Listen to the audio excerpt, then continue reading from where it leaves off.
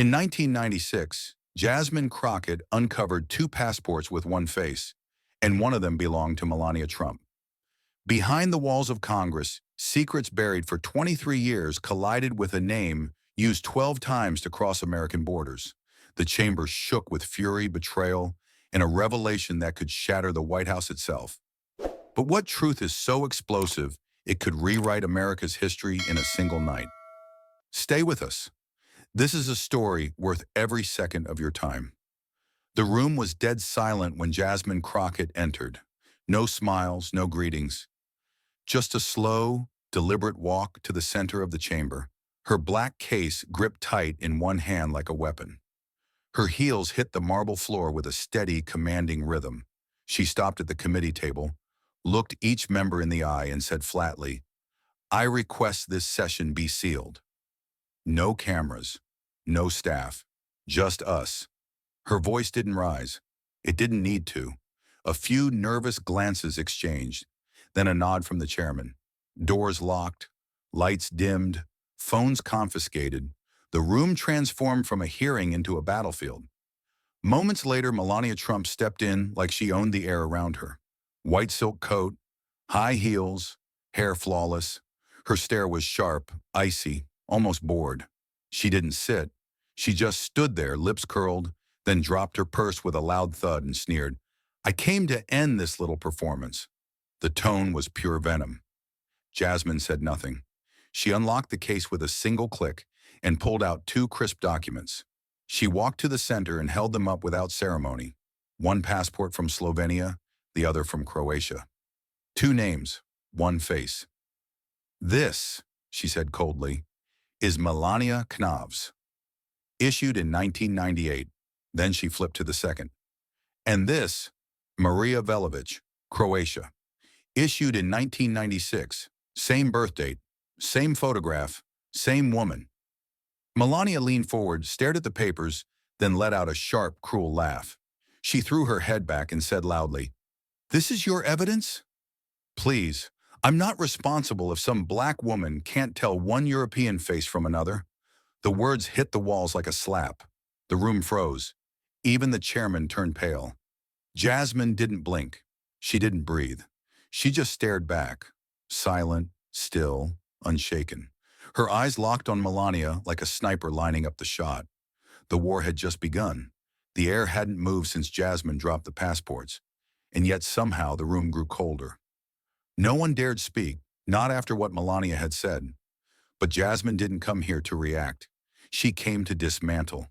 And this next move wasn't about proving a point.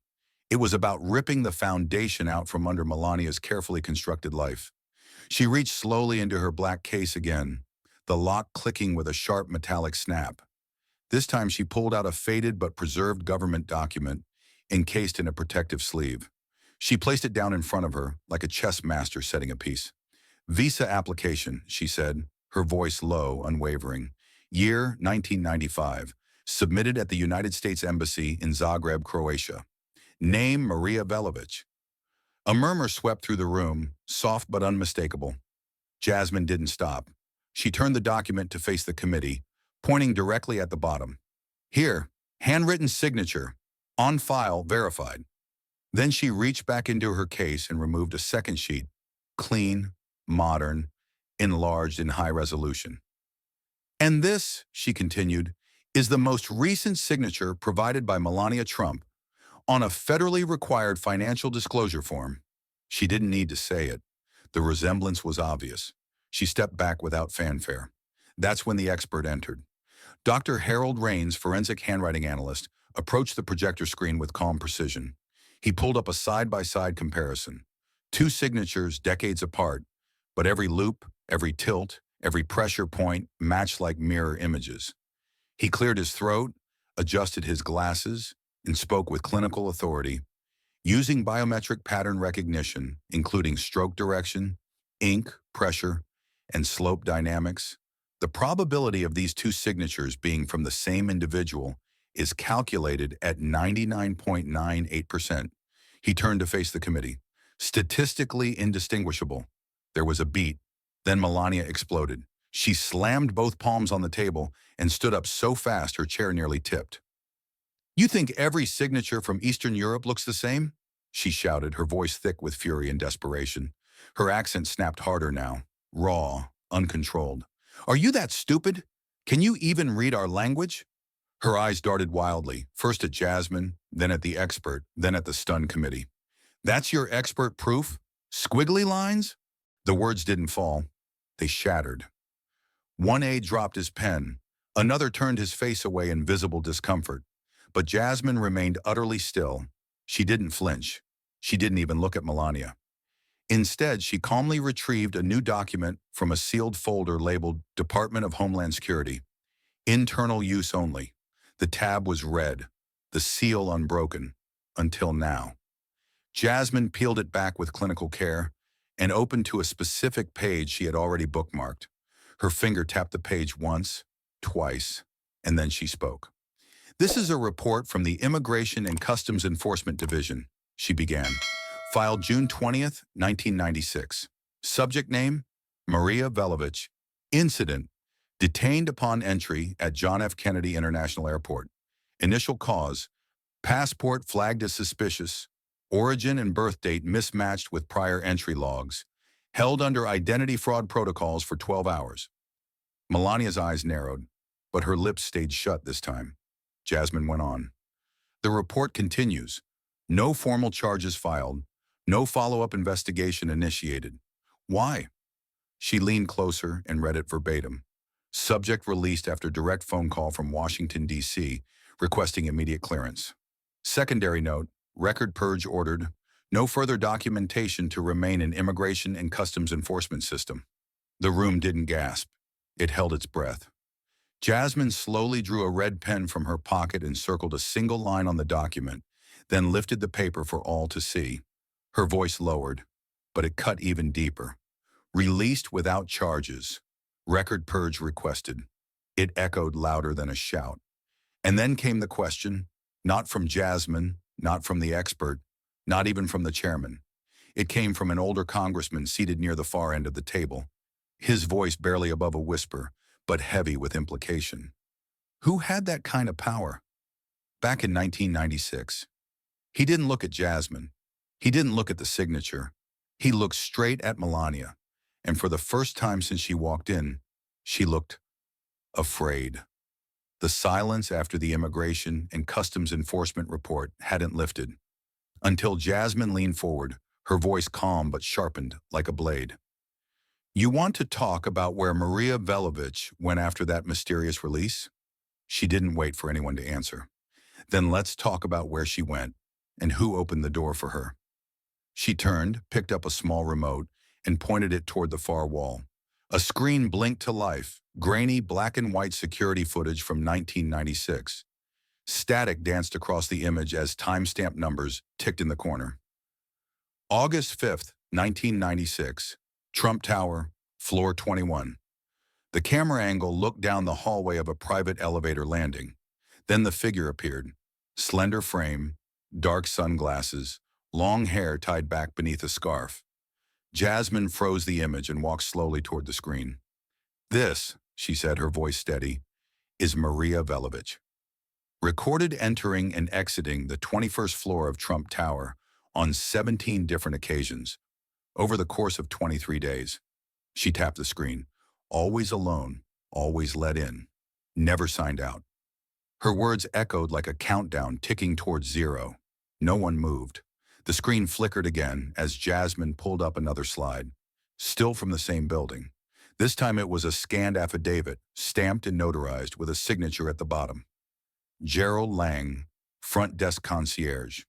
Jasmine read from the statement, Maria was a high-priority guest, escorted directly to Mr. Trump's private residence, referred to as a personal companion.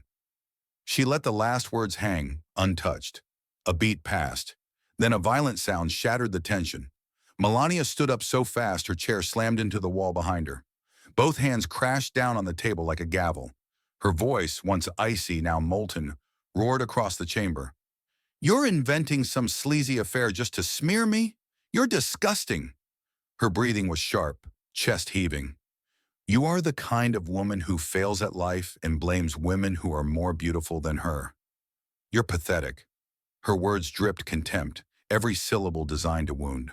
But Jasmine didn't flinch. She didn't speak. She didn't even blink. Instead, she turned calmly back to her binder, flipped one page, and withdrew another document. Thicker stock, lined with flight coordinates and U.S. Customs markings. She placed it on the table, sliding it forward like a dagger. Private flight manifest, she said. Charter jet, Ljubljana to Teterboro, dated July 30th, 1996. She tapped the name with her pen. Passenger Velovich Maria, booked and paid for by Donald J. Trump. She paused just long enough to let the words burn into the room. Then Jasmine pointed to the final line on the document, highlighted in red, the kind of government annotation most eyes would miss, but no investigator ever would. Her voice dropped half an octave, and when she spoke, it wasn't loud, but it landed like thunder. Do not scan into system. Classified arrival. The sentence hit like a direct shot to the spine of the committee. It was more than damning. It was damning and invisible. A woman slipped through customs, off the record, shielded by the highest protection possible. It wasn't just a flight. It wasn't just a visit. It was a hidden entry, signed and sealed from the top. And now that secrecy was bleeding into the open, one page at a time. Melania slammed her chair forward and stood, voice rising fast and sharp, like a door being slammed in panic. Her accent thickened, her tone no longer calm or in control. This was raw emotion, wrapped in pride. I have never used the name Velovich. You hear me? Never. Not once in my life. She spat the words across the room like they were supposed to be final. A wall, a boundary, a line Jasmine wasn't supposed to cross. But her voice cracked at the end, just slightly, enough to reveal the fear behind the fury. Jasmine didn't yell. She didn't need to. Her silence was heavier than Melania's rage. Then she spoke, soft but sharp. All right, she said calmly, then I'll bring in someone who might help you remember. A quiet knock came at the chamber's side door. The committee members turned. The door opened slowly. A woman stepped in. She wasn't dressed for drama, just a plain blue dress, gray hair pulled back tight, shoes flat and worn. But the second she entered, something shifted. She didn't walk with power, but with memory. And when she saw Melania sitting at the table, her breath caught in her throat. Jasmine introduced her with quiet authority. This is Mrs. Kamila Drnovšek, retired primary school teacher, Ljubljana, Slovenia. Mrs. Drnovšek stepped forward, voice trembling, but not from fear, from something deeper. She clutched her hands together and looked at Melania. Not with hate, not with anger, but with recognition. I taught Maria Velovich in 5th grade, she said softly, her voice laced with emotion. I recognize those eyes, that look, that posture. I remember her sitting in the front row, always quiet, always watching. She paused to steady her breath. I even took a picture with her. I've kept it all these years. She reached into her purse, slowly, carefully, as if she were unsealing something sacred. From a protective sleeve, she pulled out an old photograph, slightly yellowed, edges curled with time. Her hand shook as she passed it to Jasmine. Jasmine took the photo with reverence, then turned it to face the room. On the left side, a young girl, big eyes, familiar face, braided hair. Below it, handwritten in fading ink, Maria Velovich, class of 1988. On the right, a woman standing beside her, hand on her shoulder. The adult version of that face now sat across from them, silent and frozen. Melania. But it wasn't Jasmine who said her name. Jasmine didn't raise her voice. She didn't need to. She simply held up the photo, looked Melania dead in the eye and asked, "That's your mother, isn't it?" The entire room stopped moving. No chairs shifted, no pages turned. Not even the air dared stir. Melania stared at the photo like it was a mirror cracked in half. Her face tightened. Her breath slowed. Her jaw tensed, but no words came out. Her hands, which had been clenched, slowly opened, then dropped to her sides. She didn't answer. She couldn't, because everyone already knew the answer. This wasn't just proof. This was memory, real, human, undeniable memory, and it hit harder than any passport or signature ever could. She wasn't just caught. She was remembered. And nothing silences a lie faster than being recognized by someone who knew the truth before the lie ever began. In that moment, Melania didn't just lose control. She lost the ability to deny who she once was. And everyone in the room saw it. Melania Trump was Maria Velovich. And for the first time, she had no way out. The photo had shattered her. The room had seen it.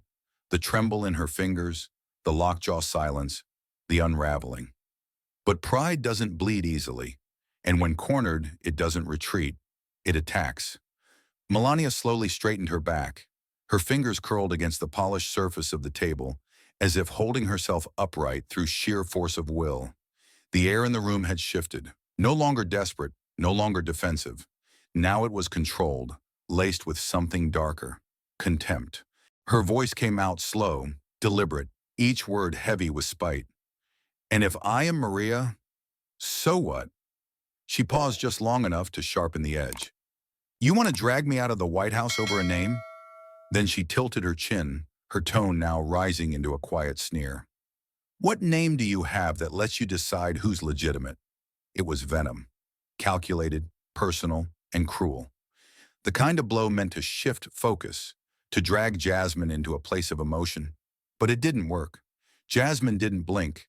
She didn't raise her eyebrows.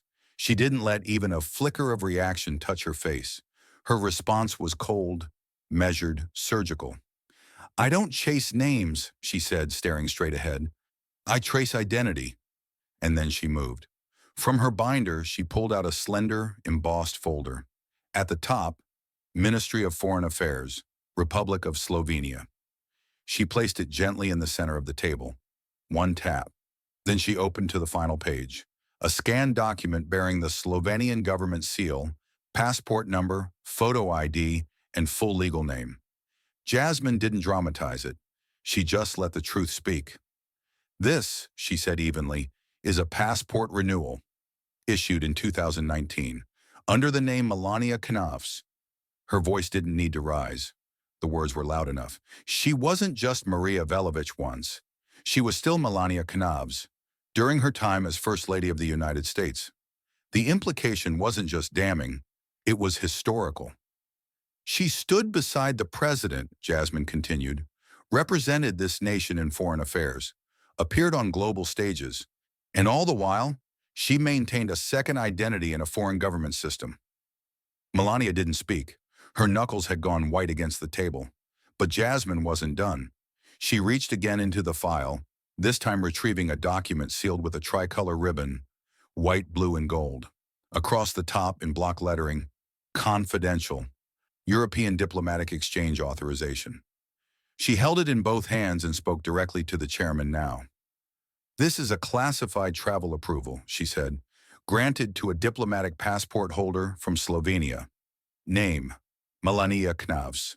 She paused, not for drama, but for gravity. Purpose, confidential. Destination, multiple European Union capitals. Year, 2020. She didn't need to explain what that meant. A First Lady had traveled the world not with her U.S. diplomatic clearance, but with one issued by another country, under a name she swore she never used. It wasn't just a lie. It wasn't just a cover. It was a double identity, active, maintained, and mobilized from within the White House. And now it was laid bare for all to see. No metaphor, no interpretation, just paper, signature, and betrayal. Melania said nothing, because at that moment, there was nothing left she could say. The room had turned to ice. Jasmine's last revelation, that Melania had used a Slovenian diplomatic passport while First Lady, had pulled the floor out from under the entire committee. No one was talking. No one was even breathing loudly. The air was thick, the silence unbearable. Melania sat perfectly still, but her face had changed. Not the expression, the energy. Her power was slipping. Her posture, once proud and immovable, was shrinking with every second of exposure. But pride, even wounded, doesn't go quietly. It doesn't beg. It doesn't break clean. It lashes out. Suddenly, Melania pushed back from the table, her chair shrieking against the polished floor. She stood tall, trembling not from fear, but fury. Her lips curled into a grimace, and when she opened her mouth, she didn't just speak. She howled. "I don't need to explain myself to some low-class black woman like you." The words echoed like a bullet in a chapel. Every face in the room twisted. Disbelief, anger, disgust. But no one moved. No one even tried to interrupt, because Jasmine was still sitting, still calm, still locked in, and she didn't blink. No rage, no visible pain, no gasp or outrage, just a long, quiet stare, the kind that speaks louder than any raised voice. Then slowly, with the same terrifying calm that had shattered lies all morning, Jasmine reached into her case and pulled out a red envelope. Thick, heavy, marked with a black security stripe and the U.S. Department of Defense seal. Bold words across the front read, "Declassified material. 2001. Formerly restricted level, black." She held it for just a second. Not for drama, but for weight. Then she opened it. Her hands were deliberate. No rush, no performance. She removed a set of stapled pages, yellowed slightly at the edges, and placed them under the document reader. The screen flickered. The room dimmed. Then the image appeared. The Balkan Shadow Initiative report. "This," Jasmine said clearly, "is a declassified intelligence document from 2001, part of an international data breach involving covert identity manipulation programs. Codename, Shadow Initiative. Origin, post-Soviet Eastern Europe. Purpose, to embed falsified identities into Western institutions for long-term infiltration." She tapped the screen once, and the list of code tags came up. 117 entries, each labeled by number, name, and nationality. Among the names exposed was an individual known as 72E-49, registered under the name Velovich Maria. Jasmine zoomed in. Line 72 glowed against the dark backdrop. Attached to this identity, she continued, was a biometric match report, an internal scan used to identify all potential public appearances of the individual in question. Facial recognition files cross-referenced with passport records, customs databases, and international media archives. She turned to the committee, and this is where it becomes undeniable. She advanced the slide. The room lit up with a high-resolution photograph. Front-facing, clean, no distortions, no excuses. It was Melania Trump, same jawline, same eyes, same cheekbones, but younger, 1996, smiling awkwardly in a passport office. The photo ID was tied directly to Velovich Maria. A wave of silence rolled through the room like a black tide. No one gasped this time. It was past that. This was beyond shock. It was pure, suffocating disbelief. Jasmine remained still, her hands folded, her face unreadable. Then she delivered the final blow. Not shouted, not theatrical, just devastatingly plain. You didn't just forge an identity. You were part of a classified intelligence agreement, a human asset in a cross-border operation, and you entered the White House. Melania's body twitched, not visibly, not for the cameras, but deep in her spine. Something buckled. Her shoulders dropped. Her hands, once clenched into fists, slowly loosened and fell limply onto the table. Her face, once sculpted with arrogance, now stared blankly at the screen like it was reflecting back a version of herself she thought the world would never see again. She said nothing. There was no comeback, no rage, no defense, only the sound of her own breathing, shallow and uneven. And then finally her head dropped forward, not violently, not dramatically, quietly. She folded, body hunched, gaze down, hair falling across her face. No movement, no voice.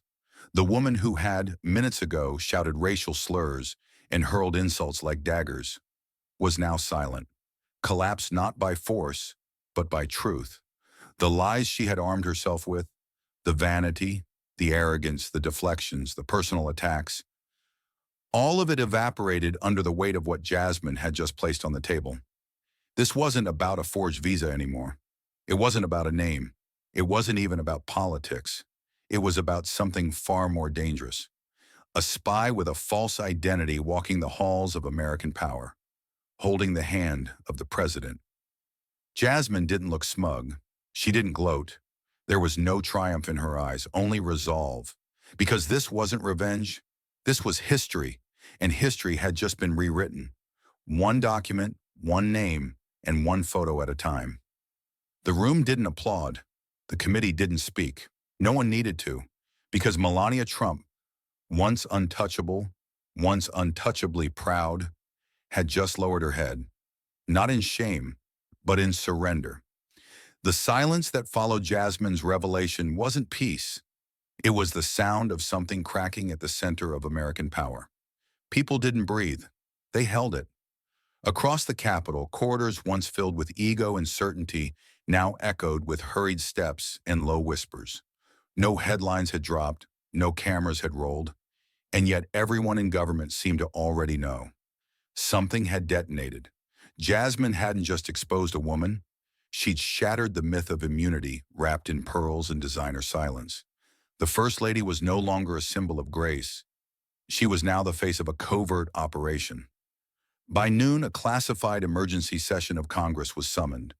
Not for press, not for spectacle, but because no one could pretend this was ordinary. The room was locked, sealed, and swept twice by security for surveillance devices. Red folders labeled "Eyes Only" sat before each representative, and when they opened them, the oxygen seemed to drain from the room. Because on page 4 of the declassified ICE dossier, under the 2001 Eastern European Data Exchange breach, sat a photo of Melania Trump, tagged with the false identity Velovich Maria. It wasn't a conspiracy theory anymore. It was paper. It was evidence. And it was government stamped. Republican silence fractured first, not with shouts, but with shaking hands. Senator Roderick from Arizona clutched the folder, blinking at the photo like it might disappear. "Jesus Christ," he whispered under his breath. Beside him, Representative McLean folded his arms, lips pressed so tight they turned white. But it was Congressman Doyle from Ohio who broke the wall. He stood abruptly, voice trembling but resolute. "We thought the enemy would come with bombs and boots. Turns out she came with a smile, a fake passport, and a plate of steak at our dinner table." The words hit harder than any gavel. You could feel the heat in the room shift. People looked around, not at Jasmine, not even at the evidence, but at each other, at their own hands, wondering if they'd ever shaken hers, if they'd ever said "Welcome to America" to someone they never truly knew. The phrase Doyle had said wasn't just a comment. It was a confession of how blind the system had become. One by one, Republican lawmakers began to break ranks. Senator Lawton, a lifelong Trump ally, shook his head and tore his prepared statement in half. "I defended them for 10 years, he muttered, loud enough for others to hear. "But this ain't politics. This is espionage." Even the most hardened MAGA loyalists avoided eye contact. Some muttered excuses.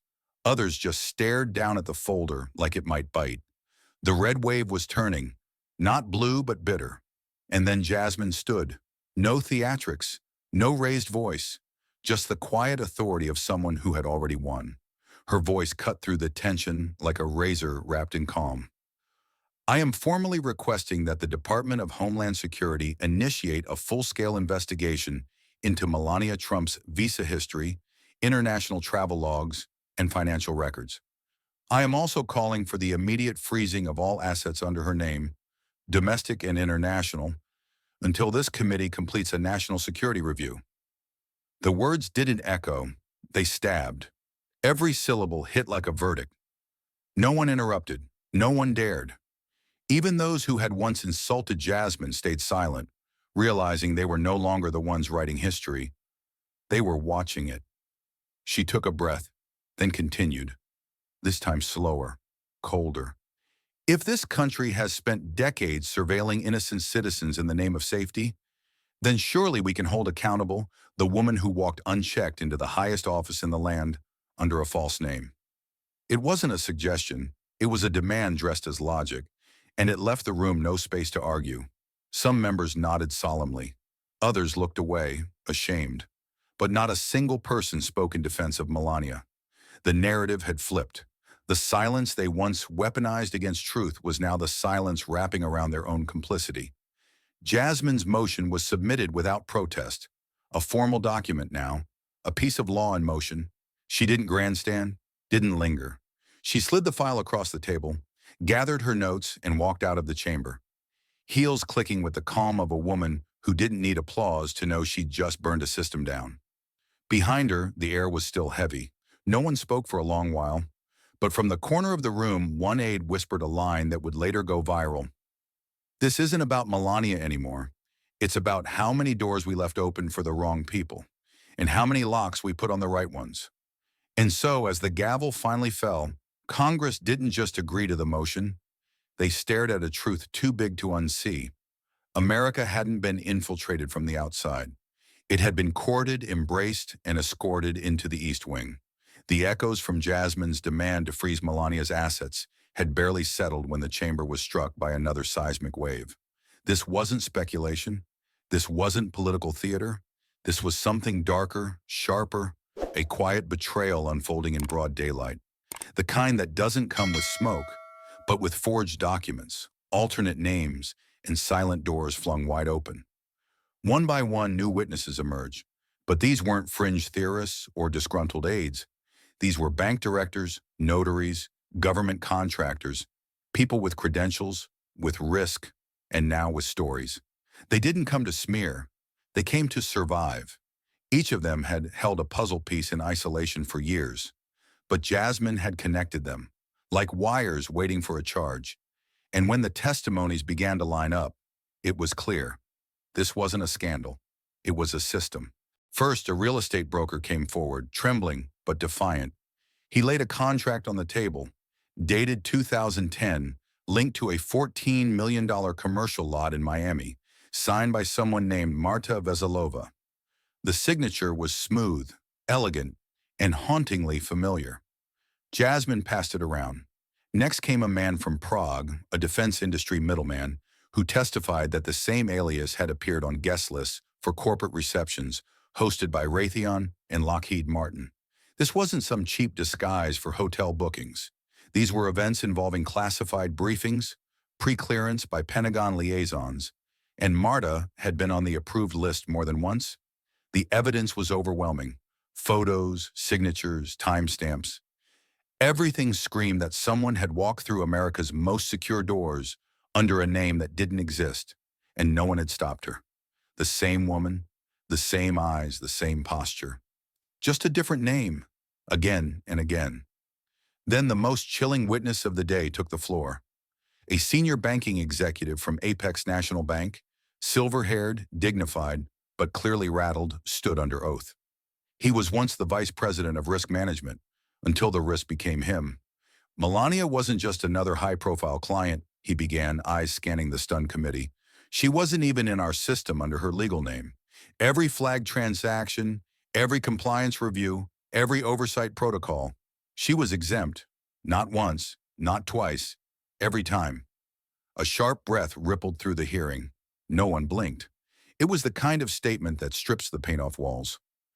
Jasmine let it hang in silence, a silence louder than any accusation. The man continued. He described how any attempt to flag the account would result in internal shutdowns, private warnings, or sudden reassignments. Once, after trying to raise a concern about a $3.5 million transfer linked to a shell company in the Balkans, he received a message through unofficial back channels. She is not your concern. Do not pursue. And then, with no fanfare, he said the words that sealed his fate. I was told she was untouchable, that she had clearance above my clearance, that even ICE and Treasury weren't allowed to monitor her flows. The hearing room was dead quiet. Some lawmakers sat paralyzed. Others scribbled notes, hands trembling. And within 72 hours of this statement, the banker had been quietly removed from his position, replaced without announcement. The official reason? Violation of internal protocol. But the world already knew the truth. Jasmine had made sure of that. 3 days later, Jasmine returned, not with folders, but with a single black binder, 12 yellow tabs sticking out like silent alarms. She stepped to the center floor as if she were carrying an unexploded bomb. And in a voice that didn't need theatrics, didn't need volume, she delivered the line that broke Washington. 12. That's how many times Melania Trump entered or exited the United States using a passport that did not carry the name Melania Trump. The room split apart. Some lawmakers gasped audibly. Others instinctively looked at the ceiling, as if hoping divine intervention would rewrite the sentence they just heard. But Jasmine wasn't finished. She flipped the binder open slowly, tab by tab, as if peeling back layers of a lie that had metastasized into law. 12 times we let a woman use a name not on any public record, not on any travel log accessible to the press, not on any manifest visible to the Department of Homeland Security, and she walked right past ICE, TSA, and Customs. Every time. The binder was filled with scanned passport logs, airport surveillance stills, customs entries from New York, Zurich, Riyadh, all showing the same woman, but never the same name. The aliases varied: Veselova, Monsieur Volkova, Natasha Fa. Each time she passed through checkpoints like a ghost with permission. One congressman who had served on the Homeland Security Committee for over a decade leaned forward and whispered under his breath, "How the hell did we miss this?" The weight of the moment shattered partisan lines. This was no longer about politics. This was about a woman with total access, access to sensitive facilities, corporate secrets, and proximity to the one man holding the nuclear codes. That's when Jasmine delivered the blow that turned shock into terror. "So I'll ask the only question that matters now," she said, slowly closing the binder with finality. "Who exactly have we handed the nuclear codes to?" No one moved. No one answered. Because for the first time, it wasn't just a question, it was a warning. The silence that followed Jasmine's final question didn't stay in that room. It spread like wildfire. By midnight, the phrase, "Who exactly have we handed the nuclear codes to?" had already become the most searched sentence in America. It wasn't just a headline, it was a warning flare. Within 24 hours, congressional phone lines were overwhelmed. Former intelligence officers began speaking off record. And in the backrooms of Washington, something rare happened. Democrats and Republicans both began whispering the same word: audit. And then came the firestorm. The White House issued no statement. The Pentagon refused to comment. ICE and Homeland Security went on radio silence. But Jasmine's binder had cracked something open, something too big to deny. Because the question wasn't just about Melania anymore. It was about how many others had slipped through. On the third day, the government made its move. With cameras flashing and press corps jammed shoulder to shoulder, a joint committee of national security, immigration, and intelligence officials stepped in front of the Capitol steps. The lead spokesperson didn't waste time with pleasantries. The tone was sharp, urgent, military. Effective immediately, we are introducing legislation to audit all Eastern European entrants between 1990 and 2005. Every visa, every passport, every naturalization process. We owe the American people the truth, and we intend to find it. The reaction was instant, shock waves. Headlines exploded. Cold War shadows return. Eastern Bloc immigrants face scrutiny. Operation Cleargate, 15 years of citizenship under review. Across the country, families panicked. Airports turned into interrogation zones. Quiet suburban homes in Ohio, Florida, Illinois, places that had never made the news, were suddenly lit by the blue-red flash of federal vans. Some cheered, some protested, but no one looked away. And in the center of it all was Melania. Her name had become radioactive. Lobbyists who once begged for her endorsement ghosted her within hours. Former allies deleted tweets. Private clubs struck her name from their donor walls. Even Trump Tower's internal security revoked her biometric access to 2 floors. And when the Department of State issued its internal memo that her diplomatic and civilian passports were officially frozen, it wasn't done quietly. It was leaked, intentionally. A CNN Chiron read simply, "Melania Trump no longer cleared to leave the country." She didn't appear in public. Not in Manhattan, not in Mar-a-Lago, not even through a statement. The woman once known for icy poise and calculated presence vanished. Rumors swirled. Some said she had tried to fly to Slovenia on a private jet and was stopped mid-runway. Others claimed she was negotiating immunity in exchange for testimony. None of it confirmed. All of it believable. And then Congress called for her voluntary withdrawal from political activity. The formal request, while phrased with diplomatic polish, was not optional. In the interest of national security and the integrity of upcoming elections, the House Oversight Committee strongly advises that Mrs. Melania Trump refrain from any involvement in campaign activities, fundraisers, or policy advisory positions until a full review is complete. She was effectively erased from the political map. And while the media devoured the spectacle, Jasmine stood exactly where she'd been before, calm, precise, and utterly unapologetic. When a reporter from Fox tried to spin the story as a beauty dragged through the mud for being foreign, Jasmine didn't flinch. She leaned into the mic, her voice slow, deliberate, and sharp as glass. "The truth doesn't get to be silenced because someone's pretty or married rich," she said. "Justice doesn't play favorites with cheekbones or bank accounts." A dozen gasps filled the room, but Jasmine didn't stop. "You can wear a diamond pin, fly private, speak 5 languages. But if you lied to this country, if you used another name to get through doors that millions of honest immigrants waited years for, then guess what? You don't get a free pass. Not on my watch." The press room lit up, and just like that, Jasmine became the storm's center again. Not the eye, but the thunder. But the pressure wasn't just public. Behind closed doors, Jasmine was summoned to a late-night meeting by 3 senators and 2 White House aides. They called it a courtesy check-in, but the room smelled like politics. They asked her to consider stepping back, just for optics. They reminded her of the implications on national unity. They mentioned the word grace. One aide in a tailored blue suit even slipped the word pardon into his pitch, casual, like an afterthought. Jasmine's response was ice cold and lightning fast. "You think I'm going to blink now?" she asked. "After what we found? After what she did? After 12 fake entries into this country and a trail of foreign money longer than a Texas highway?" No one answered. "Let me be clear," she said, rising from her chair. "The truth doesn't get immunity just because She didn't wait for permission to leave. She simply walked out. And that same night, in front of a packed press pool, Jasmine took the podium again, this time not just as a congresswoman, but as a symbol of defiance. "I will not withdraw my motion. I will not endorse any form of immunity. I will not allow this to be swept under a $10,000 rug. And I will not stand by while others get to erase crimes with charity galas and perfume lines. The truth does not get to be ignored because someone is famous.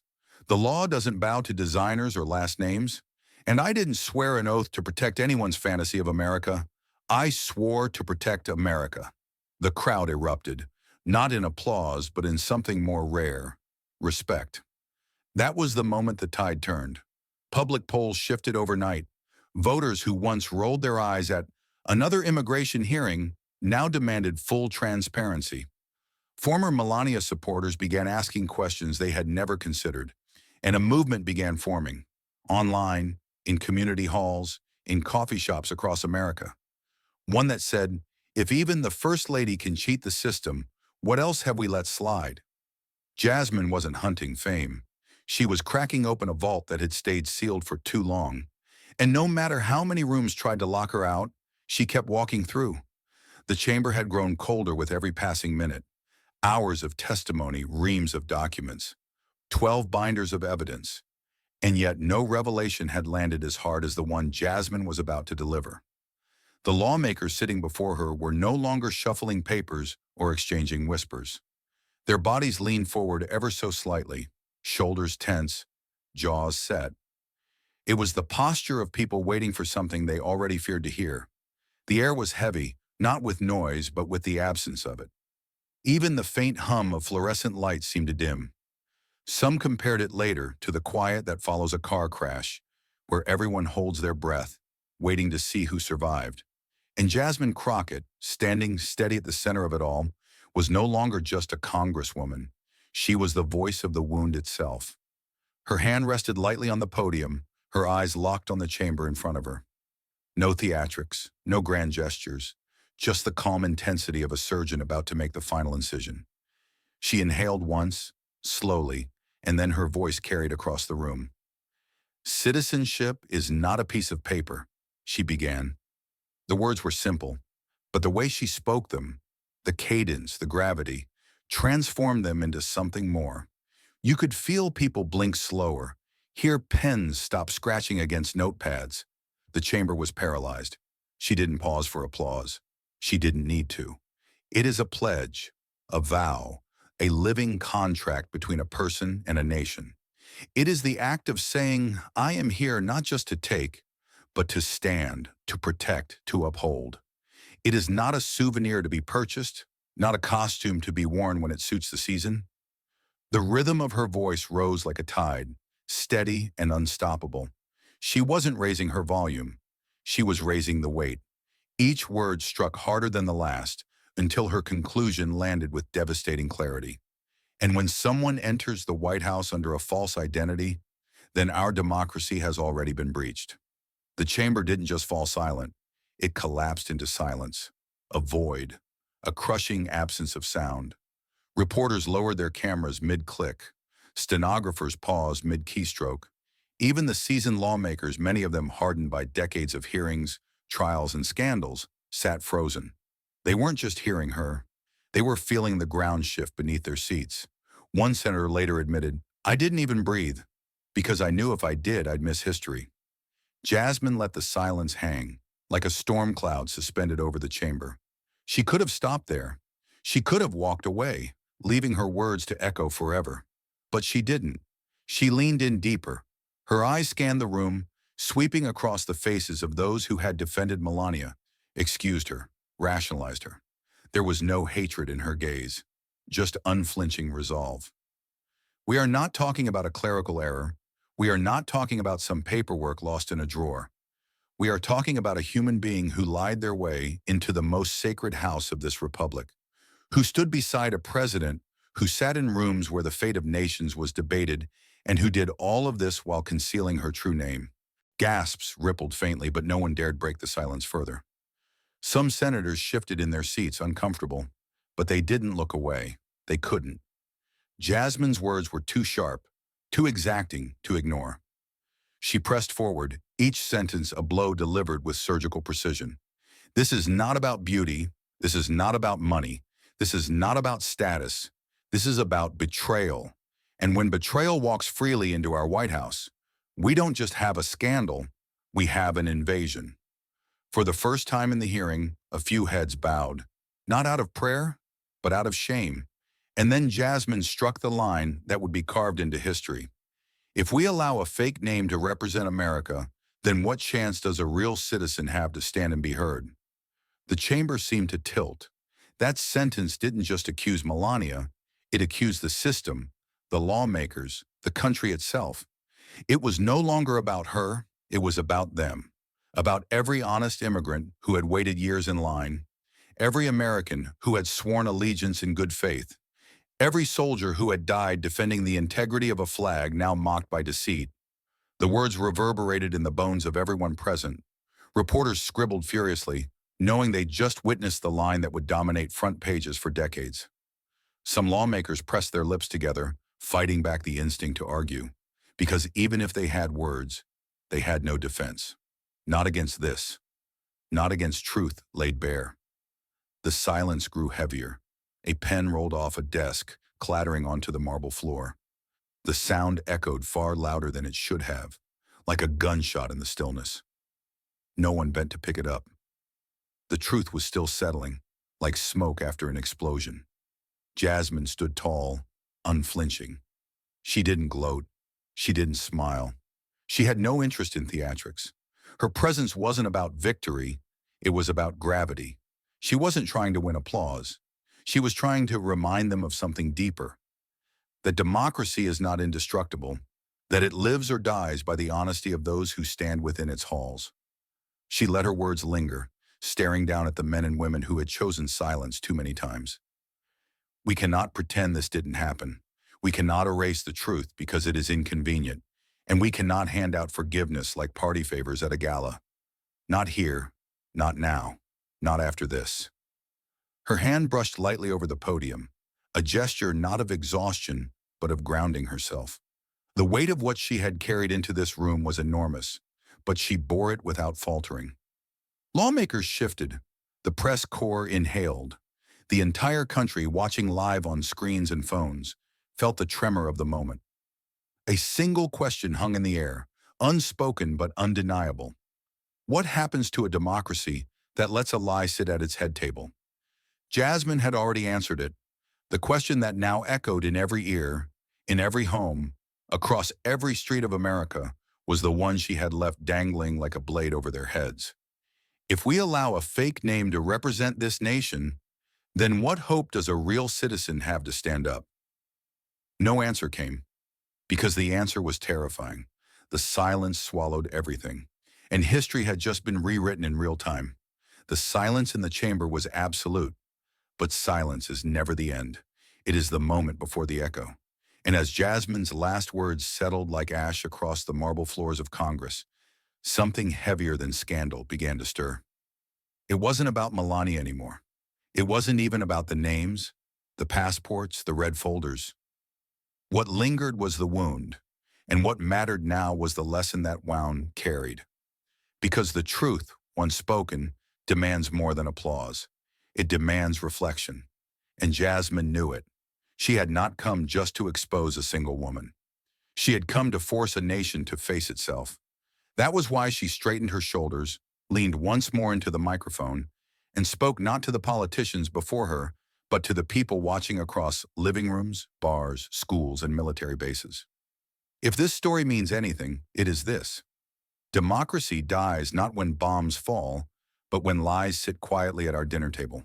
It dies when we pretend beauty excuses betrayal or money erases deceit. It dies when we trade integrity for convenience and when we let false names stand taller than true ones. The chamber trembled, not with sound, but with recognition. Some lawmakers lowered their eyes, others clenched their jaws. But the people listening at home leaned closer because they knew those words weren't aimed at Washington alone.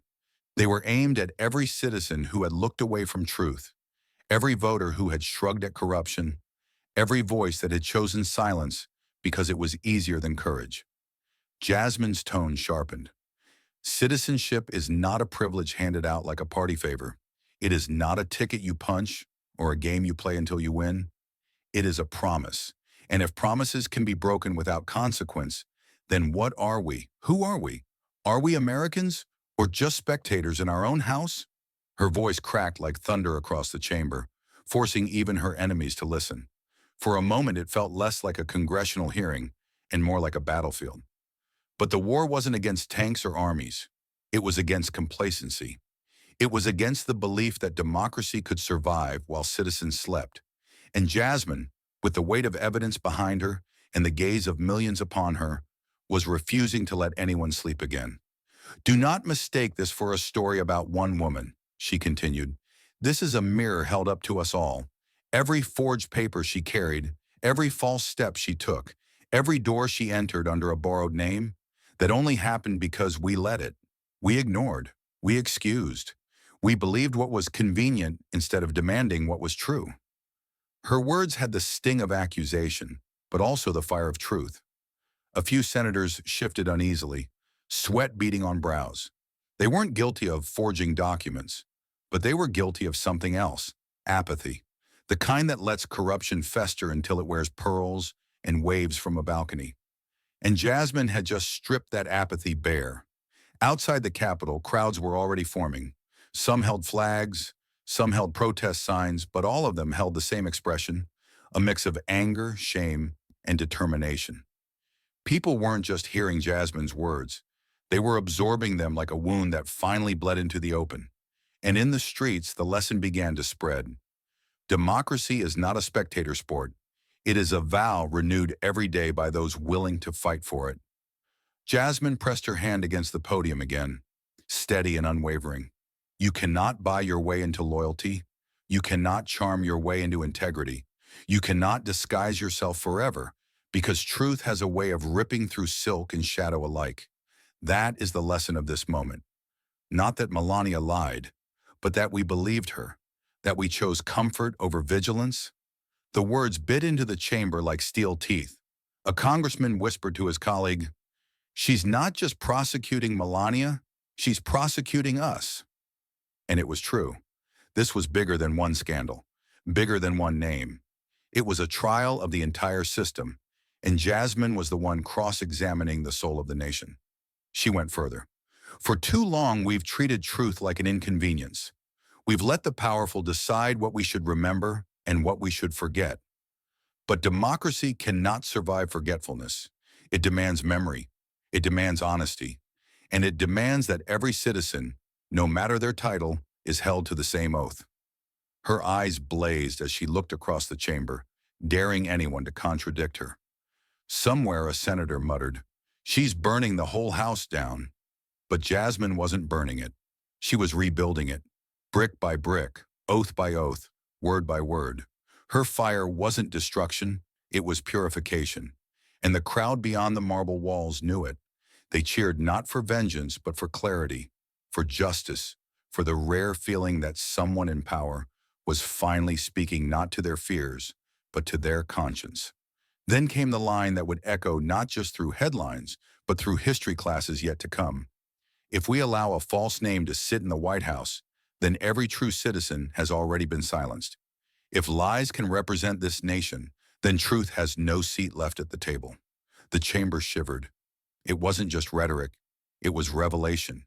It was a dagger cutting through decades of denial, and no one, not even those who hated her, could deny the truth in it.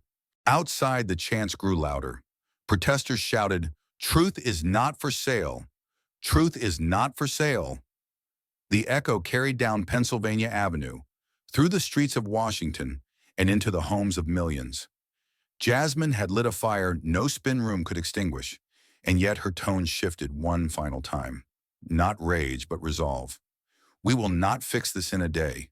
We will not erase this betrayal with one vote or one investigation. But we can begin. We can draw a line and say never again. Never again will beauty excuse corruption. Never again will money buy immunity. Never again will we let democracy be dressed in counterfeit clothes. Her voice softened, but it cut sharper than ever. The lesson hung heavy in the air. Democracy is fragile, not because enemies plot against it, but because citizens forget to defend it. That was the warning. That was the message. And Jasmine had carved it into stone with her words. As the session adjourned, no one clapped. No one shouted. No one dared dilute the gravity with noise. They sat in silence, knowing they had been branded by truth. Outside, however, the people were roaring, and for the first time in years, it wasn't out of cynicism, it was out of awakening. The cameras captured Jasmine leaving the chamber, her steps measured, her face calm, but her eyes blazing with unyielding certainty. Reporters tried to shout questions, but she didn't answer. She didn't need to. The message had already been delivered. The lesson had already been taught. And the country, for once, wasn't just listening, it was reckoning. Because at the end of all the lies, betrayals, and deceptions, Jasmine had left America with one unforgettable truth. Democracy doesn't die from enemies abroad. It dies when the people inside stop protecting it. And she had made damn sure no one could ever forget it. The chamber emptied in silence, but silence was never the destination. It was the ignition. Jasmine's words didn't just end a hearing. They started something much bigger. The echoes rolled out of the marble halls, down the steps, through the city streets, and into living rooms across America. And as the dust settled, one truth became clear. This story wasn't meant to stay locked in Congress. It was meant to reach the people. It was meant to reach you. Because democracy doesn't live in speeches. It doesn't live in binders or sealed envelopes. It lives in the small, everyday choices of ordinary citizens. And Jasmine's fire was more than a condemnation of corruption. It was a call to wake up, to stop watching like spectators in the stands, and to step onto the field where the fight is decided. Her words had cracked the glass, but it was the people who had to decide whether to shatter it completely or tape it back together. She had said it clearly. If lies can sit in the White House, then truth has no seat left at the table. That wasn't just about Melania.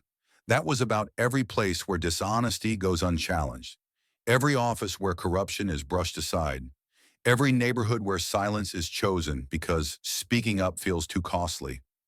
Jasmine had shown the world how dangerous that silence becomes, and now it was no longer just her burden, it was everyone's. Think about it.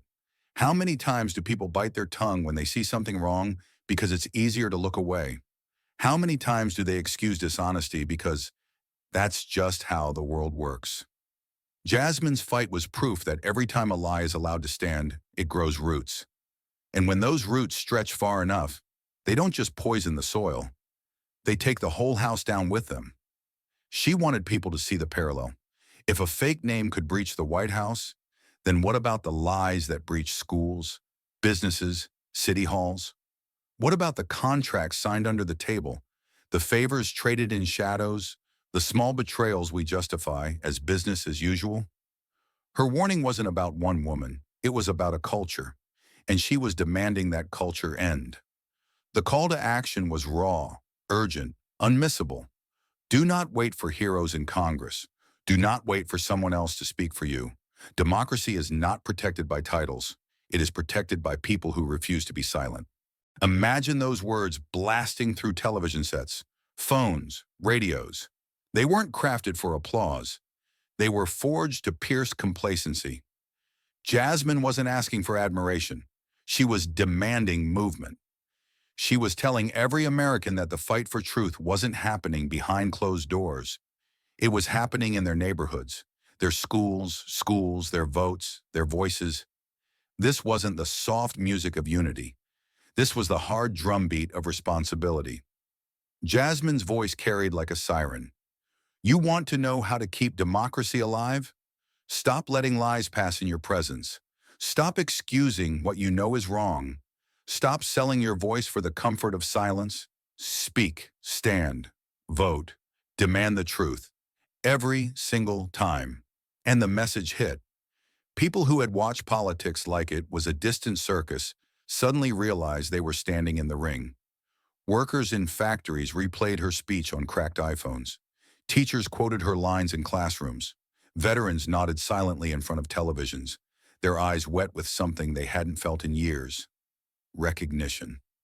She was calling them back into the fight, not as spectators, as soldiers. The urgency was clear. Democracy doesn't die in explosions. It dies in yawns, in shrugs, in the rolling of eyes when corruption is exposed but no one cares enough to act. Jasmine knew this. That's why her words weren't polite. They were sharp. They weren't a lullaby. They were an alarm clock.